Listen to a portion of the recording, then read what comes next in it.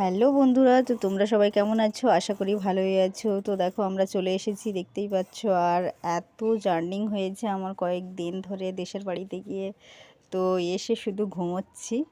আমার মানে দেখতেই পাচ্ছ ফেস অবস্থা কীরকম হয়ে গেছে। তো এখন দেখো সন্ধ্যাবেলা দুধ গরম করছি বাচ্চাদের জন্যে। তো ঠান্ডাও লেগেছে প্রচণ্ড। তো কাল থেকে আমি লং ভিডিও নিয়ে আসছি তোমাদের কাছে, তোমাদের সঙ্গে শেয়ার করার জন্য। তো প্লিজ একটু আমার জন্য অপেক্ষা করো, যারা যারা আমাকে ভালোবাসো। আর দেখতেই পাচ্ছ সন্ধ্যাবেলা এখন মানে ঘুম থেকেই সবে উঠলাম, উঠে এখন দুধ গরম করছি।